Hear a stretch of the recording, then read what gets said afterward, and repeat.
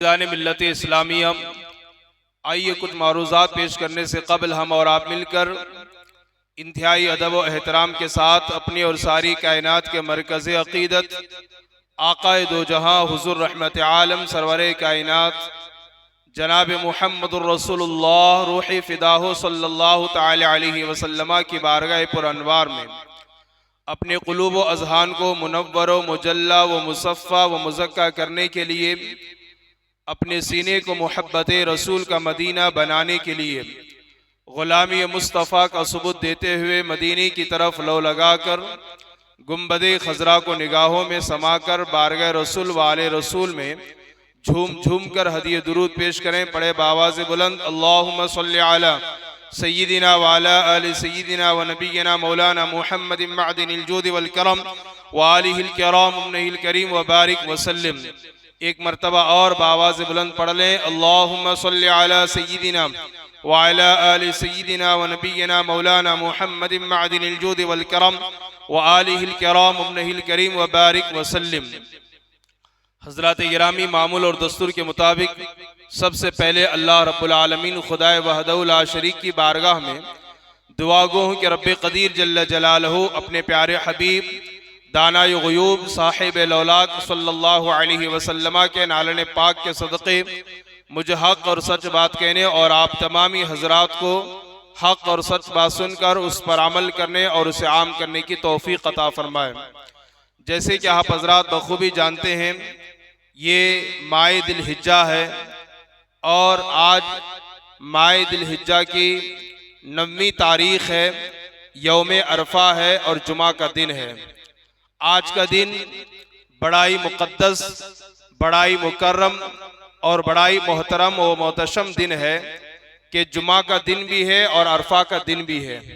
दुआ करें कि अल्लाह पाक हम सबको यौम अरफा और यौम जुमा दोनों की फजीलतों से, बरकतों से, अज़मतों से मालामाल फरमाए और अल्लाह तबारक व तआला हम सबको भी मौत से पहले हज की सआदत से मालामाल फरमाए। हज़रात गिरामी, इस वक्त यहाँ तो यौम अरफा है, लेकिन मक्का मदीना में सऊदी अरब में आज दिल हिज्जा की 10वीं तारीख़ है, यानी ईद का दिन है। और हमारे नबी सल्लल्लाहु अलैहि वसल्लम की ज़िंदगी में एक दिन ऐसा भी आया जो अरफा का दिन भी था और जुमा का दिन भी था। जैसे आज हमें अल्लाह ने अरफा का दिन भी अता फरमाया और जुमा का दिन भी अता फरमाया, ऐसे ही हमारे नबी सल्लल्लाहु अलैहि वसल्लम ने अपनी ज़िंदगी का जो आखिरी हज फरमाया, जिसे हज्जतुल विदा के नाम से जाना और पहचाना जाता है, वो दिन भी जुमा का दिन था और यौम अरफा था। हमारे दरमियान अगर कोई हज के लिए जाता है तो हम उसके हज की तफसील जानते हैं, या कोई बड़ा आलिम या बड़ा पीर या बड़ा मुफ्ती या बड़ा आदमी हज करके आता है, उसकी हज की तारीख़ लिखी जाती है और उसके हज की दास्तान बयान की जाती है। तो हमारे नबी सल्लल्लाहु अलैहि वसल्लम ने जो अपनी ज़िंदगी का आखिरी हज अदा फरमाया था, जबकि अरफा का दिन और जुमा का दिन ये सेम था, तो आइए हम जानने की कोशिश करते हैं कि हमारे नबी सल्लल्लाहु अलैहि वसल्लम ने हज कब और कैसे फरमाया था, ताकि सुनने की बुनियाद पर अल्लाह तबारक व तआला हमें भी इसी तरह हज अदा करने की तौफीक अता फरमाए। देखिए, सबसे पहली बात तो ये, हमारे नबी सल्लल्लाहु अलैहि वसल्लम की विलादत मक्कतुल मुकर्रमा में हुई। कहाँ हुई? मक्कतुल मुकर्रमा में हुई। 40 साल तक अल्लाह के रसूल सल्लल्लाहु अलैहि वसल्लम ने मक्का वालों के सामने अपना किरदार पेश किया, अपना अखलाक पेश किया, अपना कैरेक्टर पेश किया, अपना निज़ाम और अपना कानून पेश किया। और 40 साल के बाद अल्लाह के रसूल सल्लल्लाहु अलैहि वसल्लम ने सारे मक्का वालों को जमा फरमाकर उनके सामने नबूवत का ऐलान फरमाया और कहा कि अल्लाह ने मुझे अपना आखिरी नबी बना करके भेजा है। जैसे ही अल्लाह के रसूल सल्लल्लाहु अलैहि वसल्लम ने अहले मक्का के सामने अपनी नबूवत का, अपनी रिसालत का ऐलान फरमाया, सारा मक्का दुश्मन हो गया, राहों में कांटे बिछाए जाने लगे। और फिर 13 साल तक अल्लाह के रसूल सल्लल्लाहु अलैहि वसल्लम ने मक्का में क़याम फरमाया नबूवत के ऐलान के बाद। तो वो 13 साल और ये 40 साल कितने हो गए? 53 साल हो गए। तो टोटल हमारे नबी सल्लल्लाहु अलैहि वसल्लम ने 53 साल मक्कतुल मुकर्रमा में गुजारे। और जब देखा कि मक्का वालों का जुल्म आए दिन बढ़ता जा रहा है, तशद्दुद बढ़ता जा रहा है, अल्लाह तबारक व तआला ने हमारे और आपके नबी को मक्का से मदीने की तरफ हिजरत का हुक्म अता फरमाया। अल्लाह के रसूल सल्लल्लाहु अलैहि वसल्लम मक्का से मदीना हिजरत फरमा गए। और हिजरत करने के बाद अल्लाह के रसूल सल्लल्लाहु अलैहि वसल्लम ने मदीनतुल मुनव्वरा के सरजमीन पर कमोबेश 10 साल आपने क़याम फरमाया। कितने साल क़याम फरमाया? 10 साल क़याम फरमाया। और 10 साल के बाद आपने दुनिया से ज़ाहिरी तौर पर पर्दा फरमाया। इस तरीके से हमारे नबी की कुल उम्र हुई 63 साल। कितने साल हुई? 63 साल। मदीना में रसूलुल्लाह ने पूरे 10 साल क़याम आपने फरमाया। इस 10 साल में सिर्फ एक मरतबा आपने हज फरमाया है। कितनी मरतबा? एक मरतबा आपने हज फरमाया है। यानी हिजरत के 10वें साल, अपनी जिंदगी के आखिरी साल आपने हज फरमाया। और उसी को हज्जतुल विदा कहा जाता है कि उसके बाद आपने फिर दूसरा हज नहीं फरमाया।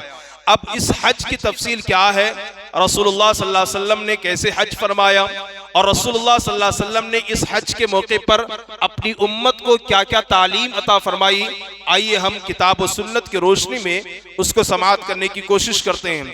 हजरत जाबिर रदियल्लाहु ताला अन्हु बयान फरमाते हैं, अल्लाह के रसूल सल्लल्लाहु अलैहि वसल्लम ने हिजरत के 10वें साल, यानी मक्का से जब हिजरत करके मदीना गए ना, उसको हिजरत कहते हैं।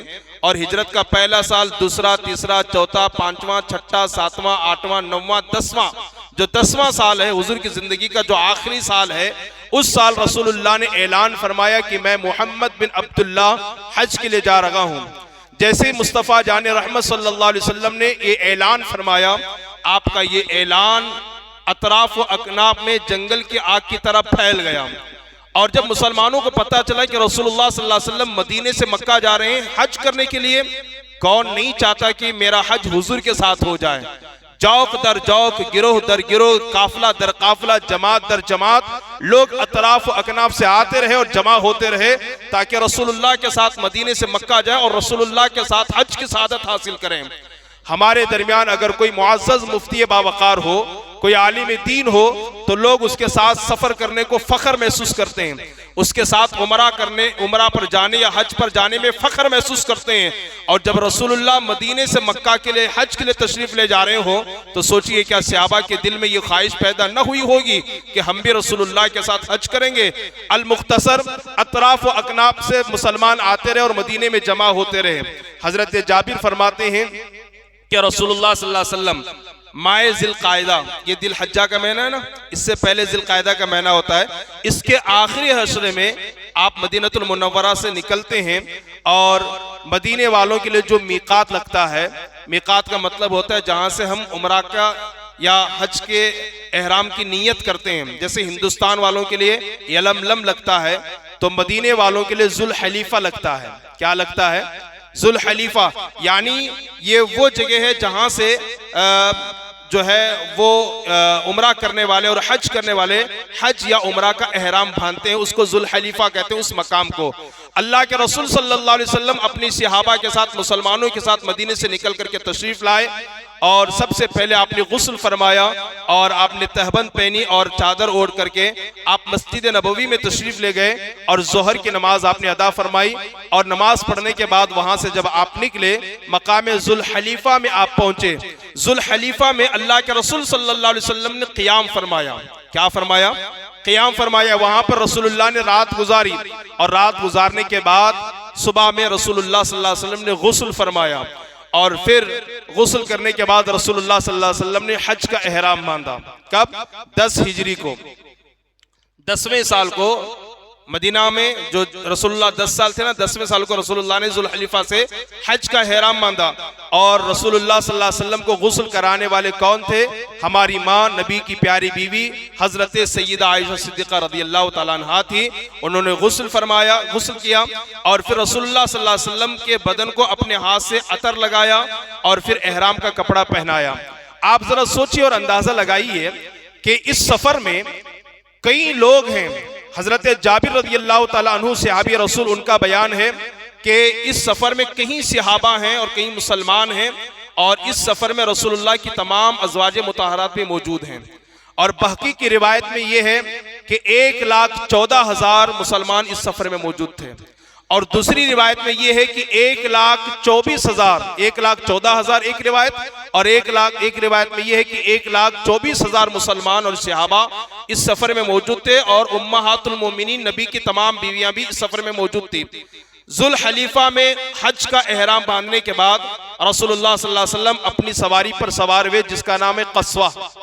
हजरत जाबिर का बयान है, मैंने रसूलुल्लाह के आगे देखा, रसूलुल्लाह के पीछे देखा, रसूलुल्लाह के दाएं देखा, रसूलुल्लाह के बाएं देखा, जहां तक देखता वहां तक आदमियों का सैलाब मुझे नजर आता, आदमियों के सर मुझे नजर आते हैं।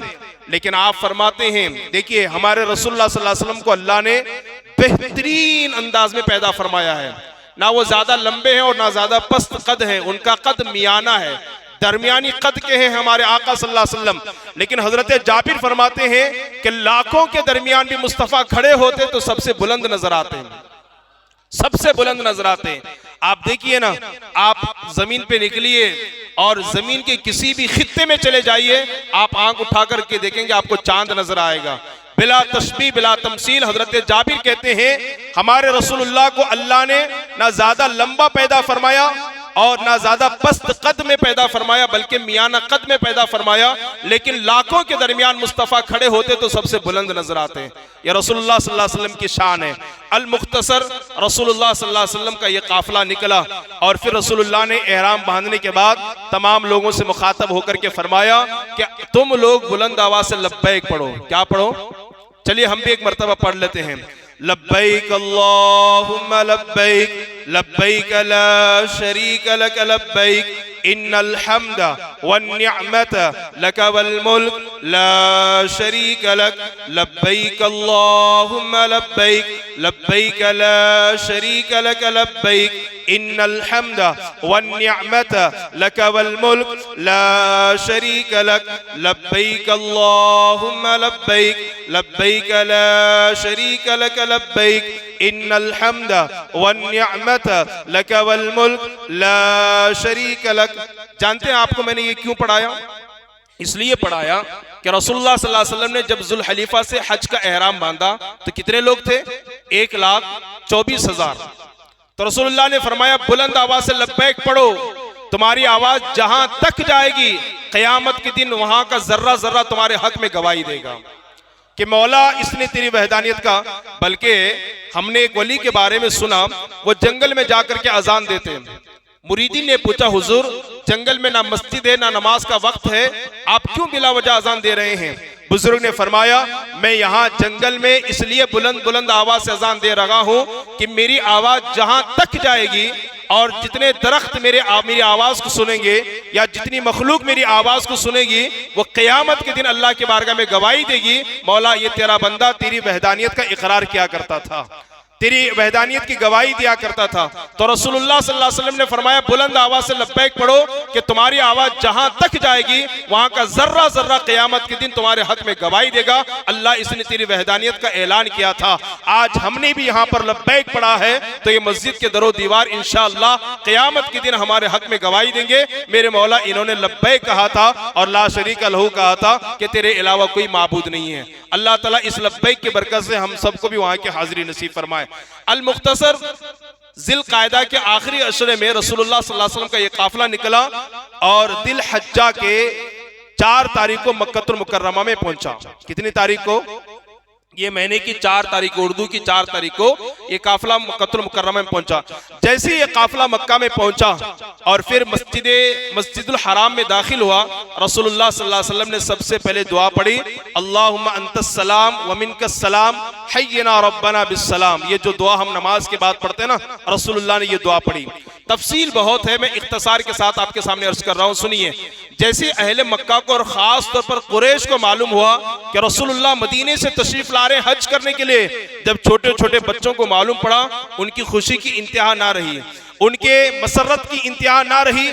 छोटे छोटे बच्चे दौड़ कर गए मुस्तफ़ा का दीदार करने के लिए।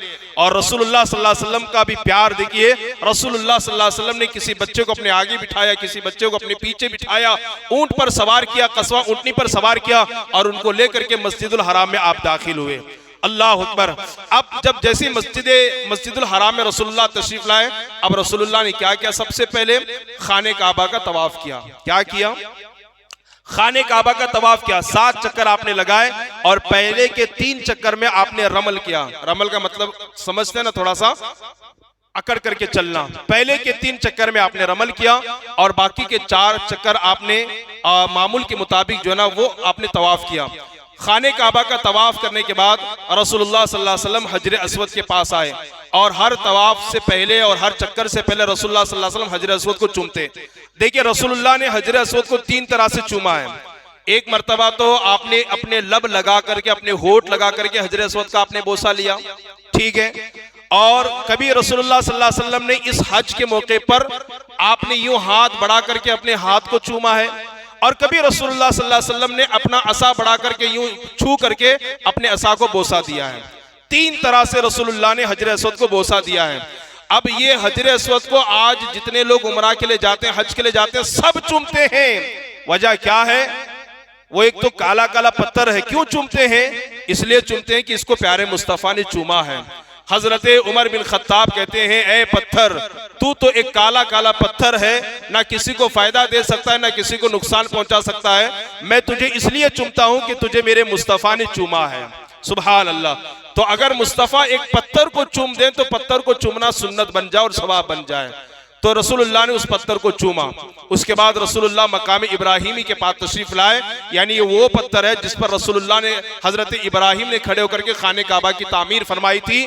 और इसका जिक्र कुरान के अंदर है। अल्लाह फरमाता है, वत्तखिदु मिन मकाम इब्राहिम मुसल्ला, के मुसलमानों मकाम इब्राहिम को मुसल्ला बनाओ, यानी यहाँ पर नमाज पढ़ो।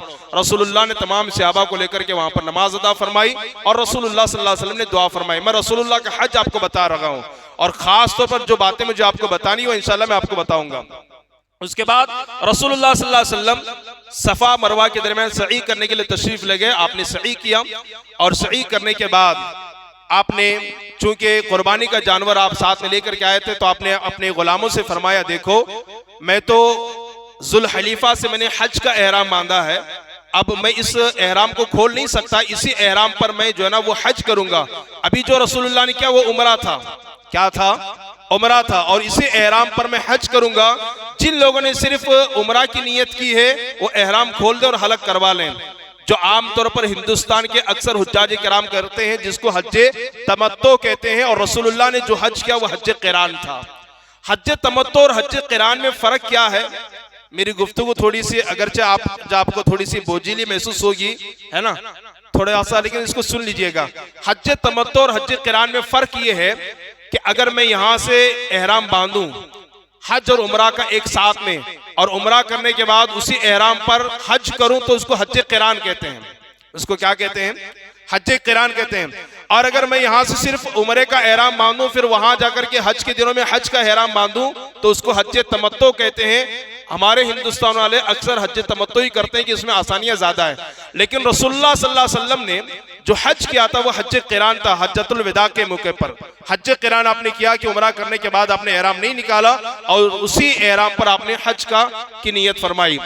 हजरत अली रज़ी अल्लाह तआला अन्हु थोड़ा पीछे आ गए।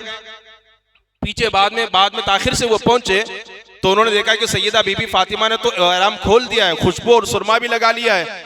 तो चूंकि उस वक्त हज के महीनों में उमरा का कोई सिस्टम नहीं था, उमरा करने का रिवाज नहीं था, तो हजरत अली ने हजरत फातिमा पर जलाल का इजहार फरमाया कि तुमने एहराम क्यों खोला?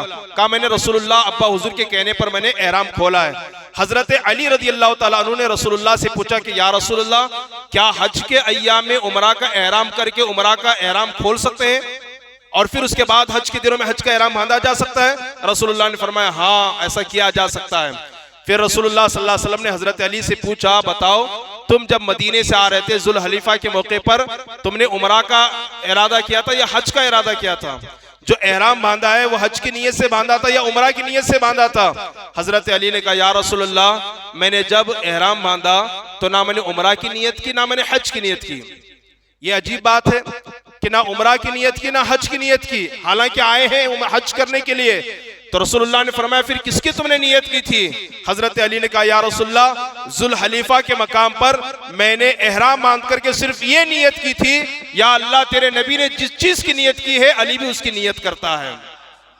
तेरे नबी ने जिस चीज की नियत की है अली भी उसकी नियत करता है। तो रसूलुल्लाह ने फरमाया, हाँ मैंने हज क़िरान की नियत की थी, तो तुम्हारी भी नियत हज क़िरान की है, तो तुम भी हज क़िरान ही अदा करो, यानी उम्रा करने के बाद एहराम ना खोलना, मेरे साथ हज करना। अल मुख्तसर, ये रसूलुल्लाह सल्लल्लाहु अलैहि वसल्लम ने उम्रा किया और उम्रा करने के बाद आप इंतजार करते रहे 8 दिल-हिज्जा का। 8 तारीख जो कल गुजर गए ना, 8 तारीख 8 दिल-हिज्जा, आज 9 तारीख है।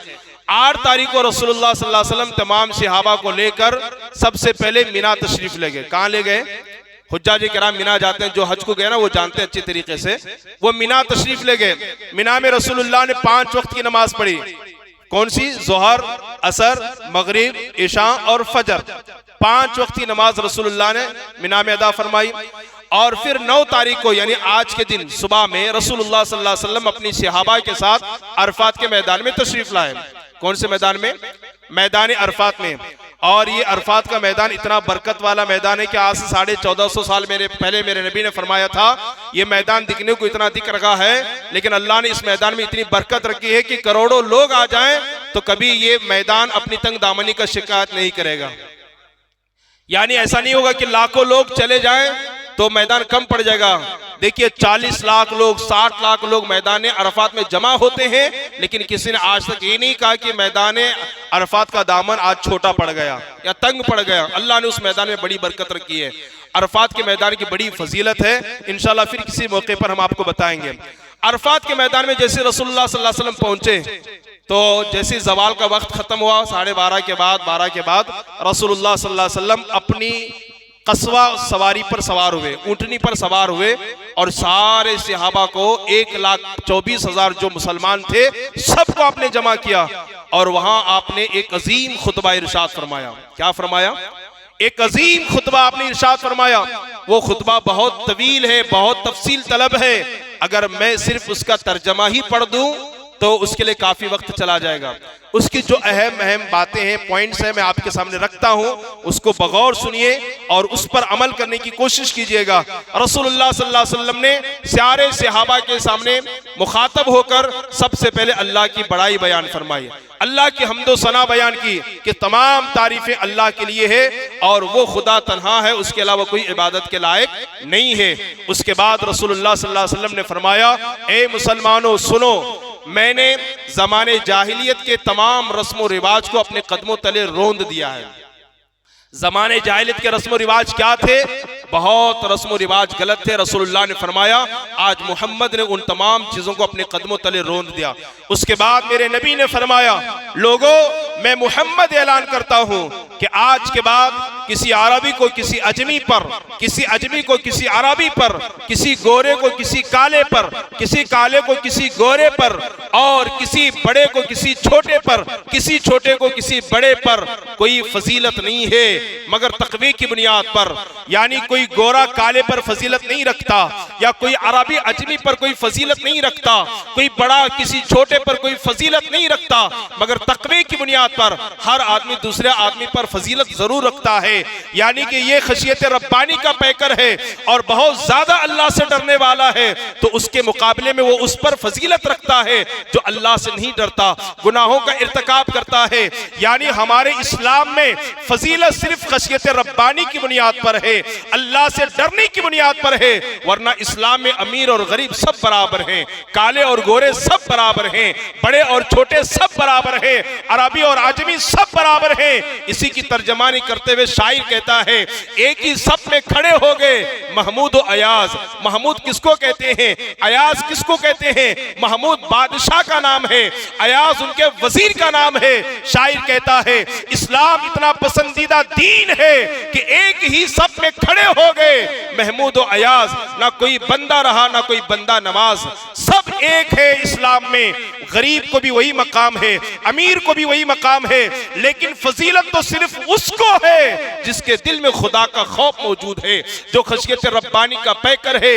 रसूलुल्लाह ने फरमाया दौलत की बुनियाद पर किसी को फजीलत नहीं है, वतन की बुनियाद पर किसी को फजीलत नहीं है, हुस्न और जमाल की बुनियाद पर किसी को फजीलत नहीं है। फजीलत है तो तकवी की बुनियाद पर है, खशियत खशियत रब्बानी की बुनियाद पर है। फिर रसूलुल्लाह सल्लल्लाहु अलैहि वसल्लम ने इरशाद फरमाया, लोगो आज मैं मोहम्मद तुम्हारे सामने ऐलान करता हूँ, जिना करना छोड़ दो, चोरी करना छोड़ दो, शिर्क करना छोड़ दो, अल्लाह की नाफरमानी करना छोड़ दो। और फिर रसूलुल्लाह सल्लल्लाहु अलैहि वसल्लम ने फरमाया, देखो मैं तुम्हें औरतों के हवाले से मुतनब्बे और आगाह करता हूँ कि तुम पर तुम्हारी औरतों का हक है और औरतों पर तुम्हारा भी हक है। रसूलुल्लाह ने फरमाया, वालिदैन की खिदमत करो, शराब नोशी से अपने आप को बचाओ। अल्लाह के रसूल सल्लल्लाहु अलैहि वसल्लम ने बेशुमार जो है एहकाम अता फरमाए और सारा बयान करने के बाद रसूलुल्लाह सल्लल्लाहु अलैहि वसल्लम ने अपने सामईन से मुखातब होकर के फरमाया, ऐ मेरे गुलाम बताओ, क़यामत के दिन अल्लाह के हुजूर तुमसे मेरे बारे में सवाल होगा तो तुम मेरे बारे में क्या जवाब दोगे? अल्लाह के रसूल ने बहुत सारे अहकाम बयान फरमाए, चोरी नहीं करना, जिना नहीं करना, शराब नहीं पीना, नमाज नहीं छोड़ना, वादा खिलाफी नहीं करना, खुदा के साथ किसी को शरीक नहीं ठहराना, औरतों का ख्याल करना, वालिदैन की खिदमत करना, और फिर इस्लाम में सब बराबर है, तक़वे की बुनियाद पर फजीलत है। सारे अहकाम रसूलुल्लाह ने बयान फरमाए, बहुत तफसीली खिताब रसूलुल्लाह ने बयान फरमाया। उसके बाद फरमाया, मेरे गुलाम बताओ, क़यामत के दिन अल्लाह के हुजूर आपसे मेरे बारे में पूछा जाएगा तो तुम क्या जवाब दोगे? तो सारे सहाबा ने एक जबान होकर कहा था, या रसूल अल्लाह, हम अल्लाह से कहेंगे, अल्लाह तेरे महबूब ने तेरा पैगाम हम तक के पहुंचाया है, तेरे रसूल ने रिसालत का हक अदा किया है, सारे पैगाम को हम तक के पहुंचाया है। इतना सुनना था, रसूलुल्लाह ने आसमानी की तरफ उंगली उठा करके फरमाया, अल्लाह तू गवाह रहना। 3 मरतबा फरमाया, अल्लाह तू गवाह रहना, अल्लाह तू गवाह रहना। रसूलुल्लाह ने जैसे ये कहा, उसी वक्त अल्लाह ने एक आयत नाजिल फरमाई, जिसको मैंने खुतबा मसनूना के बाद पढ़ा। अल्लाह फरमाता है, अल यौमा अकमलतु लकुम दीनकुम व अतममतु अलैकुम निअमती व रदीतु लकुमुल इस्लाम दीना। ऐ महबूब, आज मैंने तुम्हारे लिए तुम्हारा दीन मुकम्मल कर दिया, मैंने तुम्हारे लिए तुम्हारा दीन मुकम्मल कर दिया। अब इस दीन में किसी कमी की कोई कमी नहीं है, मैंने मुकम्मल कर दिया। और ऐ महबूब, मैंने अपनी नियामतें तुम पर पूरी कर दी और मैंने तुम्हारे लिए दीन इस्लाम को पसंद किया है। वरदीतु लकुमुल इस्लाम दीना, और मैंने तुम्हारे लिए दीन इस्लाम को पसंद किया है। ये आयत जब नाजिल हुए ना, सारे सहाबा खुशियां मनाने लगे कि दीन मुकम्मल हो गया, दीन मुकम्मल हो गया, दीन मुकम्मल हो गया, दीन मुकम्मल हो गया। अल्लाह ने सारे हराम चीजों को हलाल चीजों को बयान फरमा दिया, अब किसी चीज की जरूरत नहीं। सारे सहाबा खुश हो गए, दीन मुकम्मल हो गया, दीन मुकम्मल हो गया। एक साहब थे जो खुश नहीं थे, वो किनारे बैठ करके रो रहे थे। वो कौन थे? जनाब अबू बकर सिद्दीक रज़ियल्लाहु तआला। वो ज़ारो कतार रो रहे। सहाबा ने अर्ज किया, अबू बकर क्या बात है? दीन तो मुकम्मल हो गया, खुशी का दिन है, दीन कंप्लीट हो गया, सारे लोग खुशियां मना रहे हैं, एक दूसरे को मुबारकबादी दे रहे हैं, आप रो रहे हैं?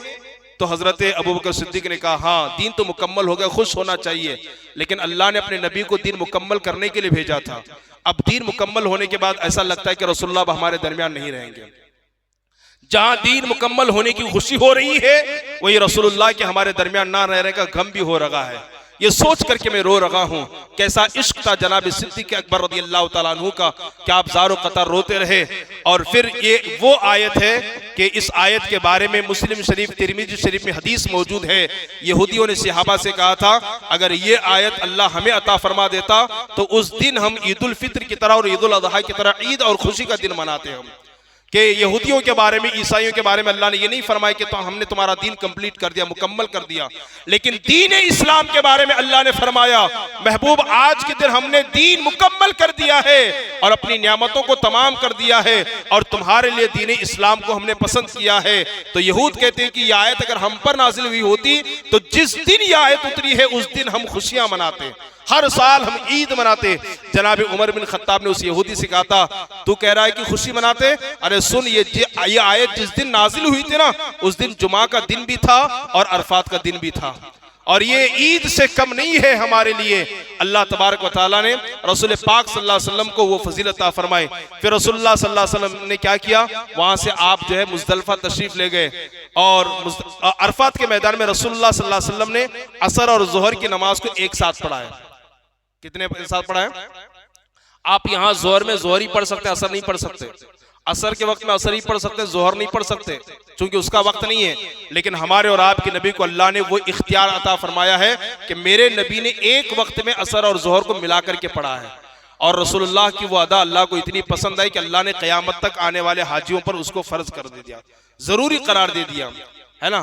तो जो लोग वहाँ मस्जिद निमरा के अंदर नमाज पढ़ते हैं तो वो एक साथ पढ़ते हैं, और अगर अलग पढ़ते हैं तो अपनी अपनी नमाजों को अपने अपने औकात में पढ़ते हैं। फिर रसूलुल्लाह सल्लल्लाहु अलैहि वसल्लम मगरिब के बाद आप तशरीफ ले गए मुज़दलिफा, और मुज़दलिफा में रसूलुल्लाह सल्लल्लाहु अलैहि वसल्लम ने इशा के वक्त में मगरिब और इशा की नमाज को एक साथ अदा फरमाई है। मगरिब का वक्त होने पर भी आपने नमाज नहीं पढ़ी है, बल्कि आप इशा के वक्त का इंतजार करते रहे, और इशा के वक्त में एक अजान कही गई, एक इकामत कही गई, मगरिब की नमाज, फिर एक इकामत कही गई, फिर इशा की नमाज रसूलुल्लाह सल्लल्लाहु अलैहि वसल्लम ने अदा फरमाई। फिर वहां से आप जो है ना दूसरे दिन यानी 10 दिलहिज्जा को आप मिना तशरीफ लाए। आपने सबसे पहले जमरात को यानी शैतान को आपने कंकर मारा, फिर आपने कुर्बानी की, और कई जानवर रसूलुल्लाह ने अपने हाथ से ज़बह किए और बाकी जानवर आपने हजरत अली के हवाले किए।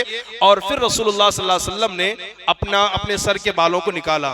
निकालने वाले सहाबी थे, और निकालने के बाद रसूलुल्लाह ने उन बालों को का अक्सर हिस्सा हजरत अबू तला अंसारी को अता फरमाया, और बाकी बालों को रसूलुल्लाह ने बाकी मुसलमानों में तकसीम करने का हुक्म अता फरमाया। ये इस तरीके से रसूलुल्लाह सल्लल्लाहु अलैहि वसल्लम ने अपना हज कंप्लीट फरमाया। और फिर आप आए, और आने के बाद रसूलुल्लाह सल्लल्लाहु अलैहि वसल्लम ने तवाफ़ ज़ियारत फरमाया, और फिर आप मदीनतुल मुनव्वरा तशरीफ ले गए। ये रसूलुल्लाह सल्लल्लाहु अलैहि वसल्लम का आखिरी हज था, जिसको हज्जतुल विदा कहते हैं। इस पर मैंने रोशनी इसलिए डाली, हालांकि मैं कुर्बानी के हवाले से बहुत कुछ लिख करके लाया था। आप देखिए, ये सारी कुर्बानी के हवाले से कुरानी आयतें हैं और हदीसें हैं, और इसके अलावा ये सारे मसाइल कुर्बानी के हवाले से मैं लिख करके लाया था। हमारे एक मुहिब्बे गिरामी ने मेरी तवज्जो उस तरफ दिलाई कि आज जो है ना वो अरफा का दिन भी है और जुमा का दिन भी है। रसूलुल्लाह सल्लल्लाहु अलैहि वसल्लम ने अपने उम्र का आखिरी जो हज फरमाया था वो भी अरफा का दिन था और जुमा का दिन था, हज्जतुल विदा जिसे कहा जाता है। इसलिए इस पर मुख्तसर रोशनी डाली जाए। मैंने अपने मुताले के मुताबिक चंद बातें आपकी समातों के हवाले की।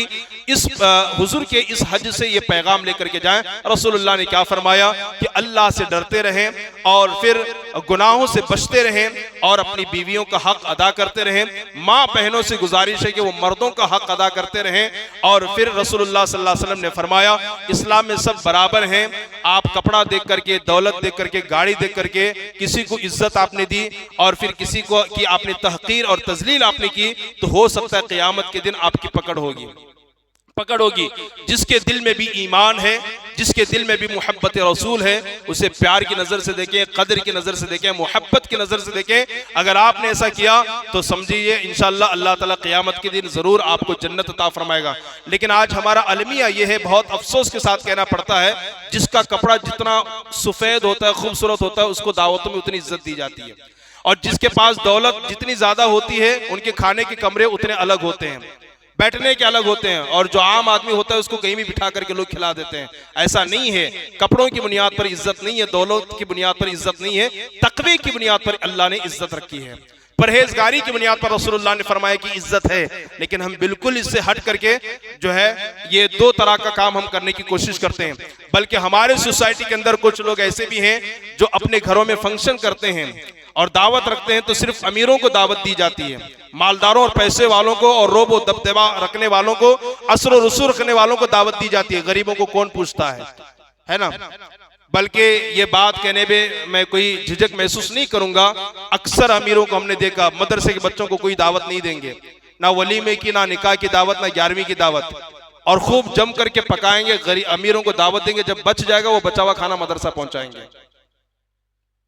मेहमानाने रसूल हैं वो, रसूलुल्लाह सल्लल्लाहु अलैहि वसल्लम के घर के मेहमान हैं वो बचा हुआ खाना फोन हमें आएगा, हजरत खाना बचा हुआ वलीमे का मदरसा दे के भेज रहे हैं, आप इसको ले लें।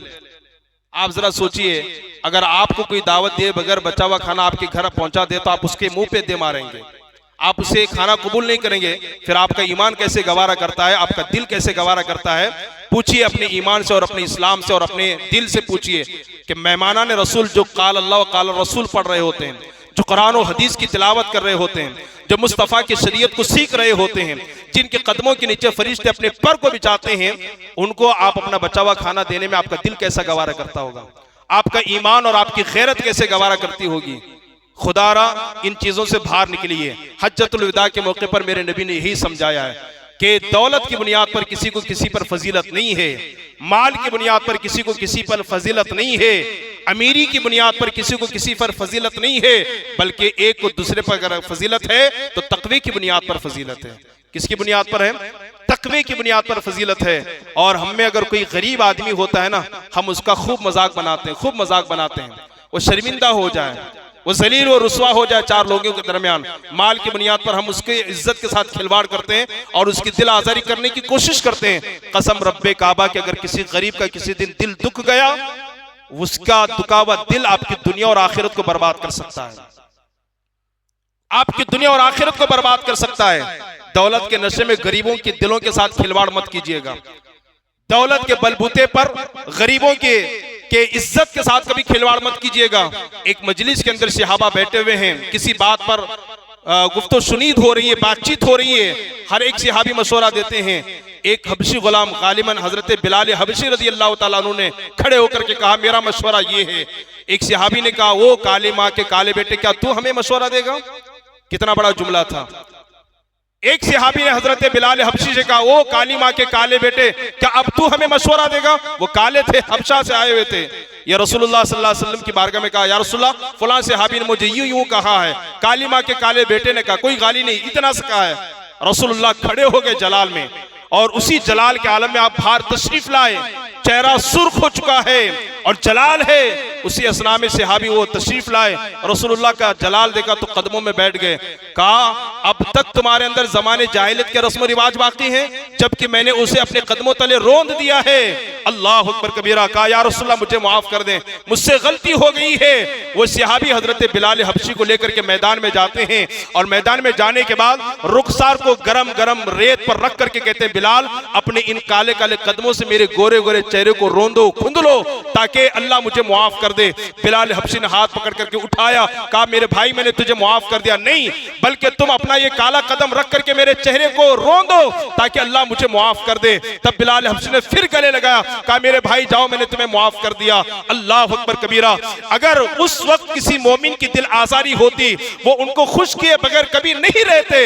आज हम खिलवाड़ कर रहे हैं लोगों की दिलों के साथ, गरीबों के साथ, मदरसे के बच्चों के साथ, उलमा के साथ, अइम्मा के साथ। बताइए क़यामत के दिन अल्लाह के हुजूर हम क्या जवाब देंगे?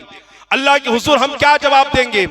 अल्लाह अकबर कबीरा। तो रसूलुल्लाह सल्लल्लाहु अलैहि वसल्लम ने हज्जतुल विदा के मौके पर जो पैगाम दिया है, वो यही पैगाम है। अगर कोई गरीब भी है तो उसे अपने बराबर बिठाइए, उसे अपने बराबर बिठाइए। बंबई का एक वाकया मैं आपको बताऊं। एक मुसलमान आदमी जो बड़ा पैसे वाला, उसके घर में एक गैर मुस्लिम नौकरानी काम करती, गैर मुस्लिम नौकरानी काम करती। बंबई का एक बड़ा अमीर आदमी, रईस आदमी, हमारे उस्ताद ने जो हमें बताया वाकया, अल्लाह अकबर। तो वो अपनी नौकरानी को उधर बिठा करके, इधर बिठा करके, उधर बिठा करके खाना नहीं खिलाता। जब खाना खाने का वक्त आता, पूरे घर वाले बैठ करके खाना खाते। वो सेठ और मालिक कहता उस नौकरानी से कि तुम भी हमारे बराबर बैठ करके हमारे घर वालों के साथ खाना खाओ, मेरी बीवी मेरे बच्चों के साथ बैठ करके बराबर बैठ करके खाना खाओ। उसका ये अखलाक देखकर गैर मुस्लिम लड़के ने कलमा पढ़ करके इस्लाम कबूल किया है। आज हमारे नौकरों के साथ हमारा क्या रवैया है? हजरत ज़ैद बिन हारिसा रज़ी अल्लाह तआला अन्हु हुजूर नबी पाक सल्लल्लाहु अलैहि वसल्लम के साथ एक तवील जमाना इन्होंने गुजारा।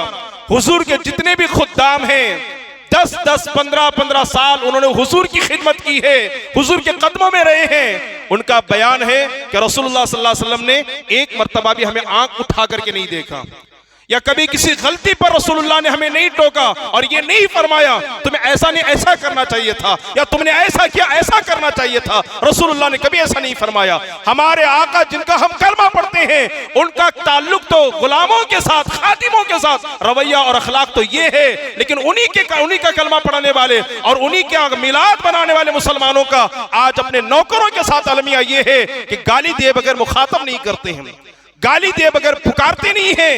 मुझे बताइए उस रसूल को हम क्या चेहरा दिखाएंगे? ऐसी गंदी गंदी गलीज गलीज गालियां ये सेठ लोग देते हैं। अल्लाह की पनाह, अल्लाह की पनाह। इतनी गंदी गंदी गलीज गालियां देकर के मुखातब करते हैं। रसूलुल्लाह ने हज्जतुल विदा के मौके पर मैदान अरफा से हमें यह पैगाम नहीं दिया है, ये हमारी तालीमात नहीं है, ये हमारा इस्लाम नहीं है।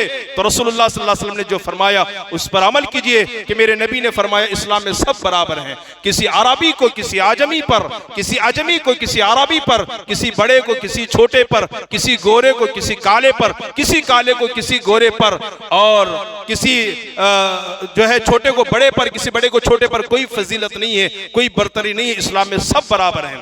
इस्लाम में सब बराबर हैं, फजीलत है तो परहेजगारी की बुनियाद पर है, तकवा की बुनियाद पर है, तहारत की बुनियाद पर है। आज बहुत सारे हमारे मर्द हजरात भाई लोग अपनी बीवियों के हुकूक अदा नहीं कर पाते, हुकूक अदा नहीं कर पाते, मालूम ही नहीं कि बीवी का हक क्या है। रसूलुल्लाह सल्लल्लाहु अलैहि वसल्लम ने हज्जतुल विदा के मौके पर आखिरी खुतबे में इरशाद फरमाया, मैं मुसलमानों, मैं तुम्हें आगाह और मुतनब्बिह करता हूं कि बीवियों के हुकूक अदा करो, बीवियों को हुकूक अदा करो।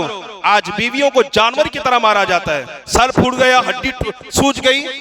इस्लाम की ये तालीम नहीं है कि आप बीवी के साथ, वो भी किसी की बहन, किसी की बेटी है जो आपकी निकाह में आई है, सबको छोड़ करके आई है, आप उसके साथ जानवरों जैसा सलूक करो, ये हमारा इस्लाम इसकी इजाजत नहीं देता है। खुदा रहा ये मेरे नबी की तालीम नहीं है। उनके जो हुकूक हैं उस पर अमल कीजिएगा। और माँ बहनों से गुजारिश है कि वो शौहरों के हुकूक अदा करने की कोशिश करें। यही तालीम हमारे आका सल्लल्लाहु अलैहि वसल्लम ने हमें हज्जतुल विदा के मौके पर अता फरमाई है। अल्लाह ताला हम सबको भी मौत से पहले हज की सआदत नसीब फरमाए और अल्लाह तबारक व तआला हम सबको भी रसूल पाक सल्लल्लाहु अलैहि वसल्लम की तालीमात पर अमल करने की तौफीक अता फरमाए। कुर्बानी के हवाले से बहुत सारी कुरानी आयतें हैं और हदीसें हैं, आप मुसलसल सुनते रहते हैं और इसके अंदर बड़ी फजीलत है। जरूर जिनको अल्लाह ने माल से नवाजा है, दौलत से नवाजा है और जो साहिब इस्तिताअत है, मालिक निसाब है, वो जरूर कुर्बानी करने की कोशिश करें। और अगर कुर्बानी ना करें, रसूलुल्लाह सल्लल्लाहु अलैहि वसल्लम ने उनके लिए बड़ी सख्त वईद बयान फरमाई है। किन किन जानवरों की कुर्बानी जायज है समाअत फरमाइए, मैं पढ़ के सुना रहा हूँ। खस्सी किया गया जानवर, उसकी कुर्बानी जायज है। खस्सी का मतलब आप समझते हैं और अगर नहीं समझते हैं आप मुझसे पर्सनल पूछ सकते हैं, ठीक है। खस्सी किया हुआ जानवर, उसकी कुर्बानी जायज है। जिस जानवर के दांत ना हो लेकिन चर सकता हो, उसकी भी कुर्बानी जायज व दुरुस्त है। जिस जानवर के पैदाइशी सींग ना हो, उसकी भी कुर्बानी जायज व दुरुस्त है। गाय या ऊंटनी का एक थन अगर खुश्क हो जाए तो उसकी कुर्बानी जायज है। और अगर दो थन खुश्क हो जाए, यानी जो दूध निचड़ते हैं ना, वो उसको कहते हैं, वो अगर खुश्क हो जाए दो तो फिर जायज नहीं है। ऐसा लंगड़ा जो चलने में टूटे हुए पांव से मदद लेता हो, ऐसे जानवर की कुर्बानी जायज और दुरुस्त है। सिंग टूटा हुआ है लेकिन जड़ से नहीं टूटा हुआ है, जैसे गाय है, बकरा है, उसका सिंग है वो जड़ से नहीं टूटा हुआ है बल्कि दरमियान से टूटा हुआ है, या जड़ से टूटा है लेकिन जख्म था वो भर गया है, तो ऐसी कुर्बानी, जानवर की कुर्बानी जायज और दुरुस्त है। किन किन जानवरों की कुर्बानी जायज नहीं है? अंधा या ऐसा काना हो जिसका कानापन जाहिर हो, ऐसे जानवर की कुर्बानी जायज नहीं है। इतना कमजोर हो कि हड्डियों में मग्ज ही ना रहे, तो ऐसे जानवर की भी कुर्बानी जायज नहीं है। ऐसा लंगड़ा जो अपने पांव पर चल करके कुर्बानगाह तक ना जा सके, ऐसे जानवर की भी कुर्बानी जायज नहीं है। कान, दुम तिहाई से ज्यादा कटे हों तो इनकी कुर्बानी जायज नहीं है। तिहाई का मतलब होता है 1/3। अगर इतना कटे हों, यानी कान के आप 3 हिस्से कर दें, तीसरा हिस्सा जितना होता है ना उसको तिहाई हिस्सा कहते हैं, 1/3 कहते हैं। अगर उतना हिस्सा कटा हुआ है तो ऐसे जानवर की कुर्बानी जायज नहीं है। पैदाइशी तौर पर एक या दोनों कान ना हो तो ऐसे जानवर की भी कुर्बानी जायज नहीं है। पैदाइशी तौर पर अगर दुम ना हो तो ऐसे जानवर की भी कुर्बानी जायज नहीं है। गाय भैंस के 2 थन कटे हो या खुश्क हो तो ऐसे जानवर की भी कुर्बानी जायज नहीं है। बकरी का 1 थन अगर कटा हो या खुश्क हो तो उसकी कुर्बानी जायज और दुरुस्त नहीं है। नाक कटी हो तो उसकी कुर्बानी जायज नहीं है। खुनसा यानी नर व मादा दोनों की अलामतें जिस जानवर में हो उसकी कुर्बानी जायज नहीं है। ऐसा जानवर जिसका एक पांव काट लिया गया हो उसकी कुर्बानी जायज नहीं है। ऐसा पागल जानवर की जो चरता भी ना हो उसकी भी कुर्बानी जायज नहीं है। सिंग जड़ तक टूट गया हो और जख्म भी ना भरा हो तो ऐसे जानवर की भी कुर्बानी जायज नहीं है। जलाला यानी जो हमेशा गलीज खाता हो, ऐसे जानवर की भी कुर्बानी जायज नहीं है। दांत टूटे हो जिसकी वजह से चारा ना खा सके, ऐसे जानवर की भी कुर्बानी जायज नहीं है। अच्छा, एक सवाल ये किया जाता है कि क्या कुर्बानी के जानवर में अकीका करने वाला शरीक हो सकता है? हाँ, बिलाशुबा हो सकता है। वो भी नेकी का काम है कि 2 हिस्से कुर्बानी के हो, बाकी 4 हिस्से जो है ना वो 5 हिस्से वो हकीके के हो, या 5 हिस्से कुर्बानी के हो और 2 हिस्से जो है ना वो हकीके के हो, ऐसा हो सकता है। क्या कुर्बानी का गोश्त दावत वलीमा में इस्तेमाल कर सकते हैं? हाँ, कुर्बानी का गोश्त दावत वलीमा में इस्तेमाल कर सकते हैं और उसे पका करके शादी में आने वालों को आप खिला सकते हैं, इसमें कोई हर्ज नहीं है। अच्छा, क्या औरत ज़बा कर सकती है? हाँ, अगर औरत ज़बा के मसाइल अच्छी तरीके से जानती है और बेबाक है, नीडर है और डरती नहीं है, अच्छी तरीके से ज़बा कर सकती है तो वो कर सकती है। लेकिन अगर घर में कोई मर्द है, करने का तरीका जानता है तो वो करे तो ज़्यादा बेहतर है। ये चंद मसाइल थे जो मैंने आपके समातों के हवाले किया। इंशाअल्लाह हमारी मस्जिद मेराज मस्तान सोफा में कल ईद की नमाज जो है ना वो 9:30 बजे अदा की जाएगी। आप तमामी हजरात से गुजारिश है कि वक्त मुकर्ररा पर पहुंचने की भरपूर कोशिश करें।